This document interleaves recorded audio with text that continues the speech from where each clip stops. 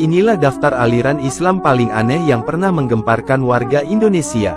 Di Indonesia, sejak dulu hingga sekarang banyak sekali aliran-aliran baru Islam yang bermunculan. Ketika aliran itu sudah resmi dibubarkan pemerintah Indonesia, maka selang beberapa tahun akan muncul aliran baru yang lebih aneh lagi. Aliran itu banyak yang berseberangan dengan ajaran syariat agama Islam pada umumnya. Seperti ada yang mengaku Tuhan, mengaku Nabi, mengaku jelmaan malaikat, mencampurkan agama Islam dengan agama lain, menganggap Allah ada banyak, hingga ada yang jual beli tiket surga. Berikut daftar aliran paling aneh yang pernah ada di Indonesia. Aliran yang pertama, yaitu aliran Tarekat Tajul Kholwatiyah Syekh Yusuf Goa. Aliran ini didirikan oleh Puang Lalang pada tanggal 9 September tahun 1999 silam. Hebatnya, aliran ini sudah eksis selama 20 tahun lamanya, lalu akhirnya dibubarkan pada tahun 2019. Aliran ini dianggap menyebarkan ajaran Islam yang tidak benar karena Puang Lalang menganggap dirinya sebagai Rasul. Selain itu, terdapat aturan iuran wajib untuk membeli tiket surga sebesar Rp10.000 hingga Rp50.000. Puang Lalang juga mengklaim bahwa dirinya bisa memanjangkan umur pengikutnya hingga 15 tahun ke depan. Selain itu, modus pelaku menyebarkan alirannya adalah dengan cara melakukan baiat, mendoktrin pengikutnya, lalu menjanjikan keselamatan dunia dan akhirat. Pihak polisi mengidentifikasi adanya motif upaya mendapatkan keuntungan yang dilakukan Puang Lalang dengan cara jual beli tiket surga yang murah. Tak hanya itu, pengikut ajaran ini juga diwajibkan membayar zakat badan sebesar Rp5.000 per kilogram. Zakat itu dihitung berdasarkan berat badan pengikut. Dana yang terkumpul rupanya dikelola sendiri oleh Puang Lalang alias Maha Guru itu. Majelis Ulama Indonesia lantas mencap aliran ini sebagai aliran yang telah melenceng dari ajaran Islam yang benar. Di antara ajaran Puang Lalang adalah mengakui adanya Allah Pencipta, Allah Mama, Allah Bapa, Allah Iblis, Allah Jin, Allah Syaiton, dan Allah Nafsu. Lalu, adanya kitab suci Al-Quran yang modifikasi, kemudian adanya pemelesetan ayat suci Al-Quran, lalu mengakui Puang sebagai Maha Guru dan Rasul. Aliran ini meyakini bahwa sesungguhnya kebenaran itu tidak ada dalam Al-Quran. Mereka juga meyakini bahwa manusia apabila sudah meninggal dunia, maka ia akan diangkat oleh Allah menjadi Tuhan yang sebenarnya. Aliran Islam paling aneh kedua, adalah Kerajaan Ubur-Ubur. Di tahun 2018, aliran ini sempat bikin heboh warga Serang Banten dan umat Islam di Indonesia pada umumnya. Pasalnya, pendiri aliran ini merupakan pasangan suami istri bernama Rudi dan Aisyah, serta pemimpinnya bernama Nur Halim. Aliran ini menganggap bahwa Ka'bah bukanlah merupakan arah kiblat umat Islam, melainkan tempat penyembahan berhala. Mereka juga mengatakan, bahwa Allah memiliki makam dan Nabi Muhammad memiliki jenis kelamin wanita. Aliran ini benar-benar sungguh meresahkan umat Islam. Selain itu, Aisyah sang pendiri kerajaan Ubur-Ubur ini juga menganggap bahwa dirinya adalah jelmaan dari sosok Ratu Nyi Roro Kidul yang mengakui Al-Quran dan Allah Subhanahu wa Ta'ala, namun menganut agama bernama Sunda Wiwitan.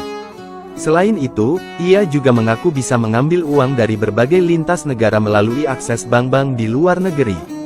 Aliran ini mengadakan pertemuan setiap hari Kamis malam hingga Jumat dini hari. Mendapati penyimpangan ini, Majelis Ulama Indonesia Kota Serang kemudian memutuskan fatwa sesat kepada kelompok penganut aliran ini pada tahun 2018. Aliran Islam paling aneh ketiga, adalah Gavatar atau Gerakan Fajar Nusantara. Aliran ini didirikan oleh Ahmad Musadek. Aliran ini berasal dari Kabupaten Mempawah Timur Kalimantan Barat. Isi ajaran ini diantaranya menggabungkan ajaran agama samawi diantaranya ajaran Islam, Kristen, dan Yahudi. Ahmad Musadek sang pendiri juga mengaku bahwa dirinya adalah Mesis dan Nabi baru yang bernama Al-Masih Al-Maud. Ajaran Gerakan Fajar Nusantara ini meneruskan ajaran sebelumnya yang bernama Al-Qiyadah Al-Islamiyah. Beberapa ajaran aneh dari Gavatar adalah menghilangkan kewajiban sholat 5 waktu dan menggantinya dengan sholat malam serta sholat ketika matahari terbit dan tenggelam. Kemudian, ajaran ini juga mengganti kalimat syahadat, mengabaikan puasa wajib, dan membayar nominal tertentu pada Ahmad Musadek agar bisa menebus dosa. Ajaran Gerakan Gavatar ini telah menyebar luas yang terdiri dari 34 dewan pimpinan daerah yang tersebar dari Aceh hingga Papua. Karena aliran ini meresahkan, maka Majelis Ulama Indonesia menyatakan aliran ini sesat pada tahun 2016. Aliran paling aneh keempat, adalah aliran Salamullah Komunitas Eden. Dahulu, wanita bernama Lia Eden atau Lia Aminuddin sempat menggegerkan Indonesia pada 1997 setelah mengakui dirinya sebagai Imam Mahdi penyebar wahyu Tuhan.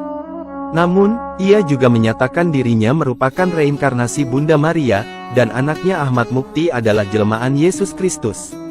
Awalnya, Lia Eden mengajak sekitar 100 orang untuk menjadi pengikutnya. Hingga akhirnya pada Desember tahun 1997, Majelis Ulama Indonesia melarang komunitas Eden karena menyelewengkan ajaran-ajaran agama Islam.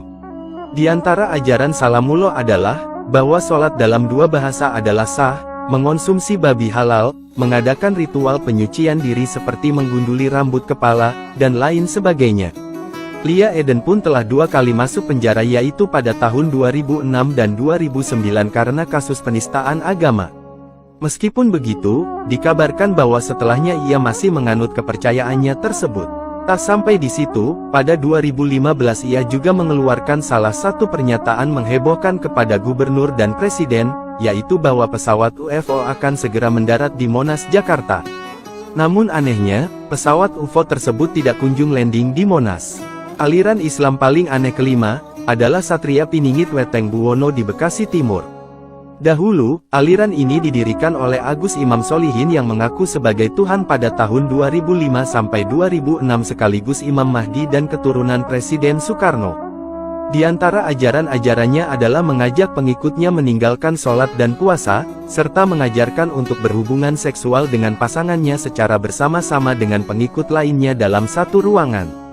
Karena ajarannya meresahkan, Agus akhirnya ditangkap oleh pihak kepolisian dan dijatuhi hukuman penjara selama 2 tahun 6 bulan.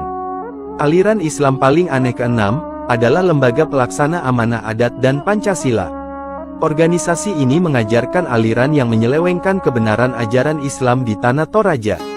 Pimpinan organisasi ini adalah Paruru Daeng Tau, dia mengaku sebagai nabi terakhir dan mengajarkan pengikutnya untuk meninggalkan sholat, puasa, zakat, dan haji karena bukan merupakan kewajiban. Aliran ini awalnya memiliki pengikut sebanyak 8 keluarga yang terdiri dari 50 orang di Dusun Mambura. Pemimpin organisasi ini kemudian dilaporkan Majelis Ulama Indonesia Tanah Toraja atas dugaan penistaan agama dan resmi ditahan polisi pada tanggal 15 Januari tahun 2020. Aliran Islam paling aneh ketujuh, adalah aliran Hakekok Balakasuta. Aliran ini adalah aliran yang baru-baru ini ramai diberitakan pada bulan Maret tahun 2021. Aliran ini diketahui viral karena melakukan ritual mandi bersama secara di Pandeglang, Banten. Ternyata, aliran Bakekok ini sudah muncul di Pandeglang sejak tahun 2009, serta mengadopsi ajaran Hakekok peninggalan almarhum Abah Edi untuk diteruskan oleh Arya dengan ajaran Balakasuta pimpinan Abah Surya Loweng. Kolot, Majelis Ulama Indonesia lantas mengeluarkan fatwa untuk aliran ini karena telah menyimpang dari syariat Islam. Selain ketujuh aliran-aliran aneh di atas, masih ada banyak aliran baru lainnya yang pernah ada di Indonesia, seperti Al-Qiyadah Al-Islamiyah, Ahmadiyah Qodian, Dimas Kanjeng Taat Pribadi, dan lain-lain sebagainya. Majelis Ulama Indonesia bahkan pernah mencatat, bahwa telah ada lebih dari 300 aliran kepercayaan aneh berkedok Islam yang pernah muncul dan ada di Indonesia sejak tahun 1995 sampai saat ini. Namun, aliran-aliran aneh itu umumnya akan muncul lalu menghilang lagi dengan memakai nama yang berbeda-beda. Menurut kalian, apakah masih ada nama-nama aliran aneh di Indonesia? Coba tuliskan namanya. Semoga kita semua menjadi golongan umat Islam yang selamat, dan mendapat syafaat Nabi Muhammad SAW. Amin.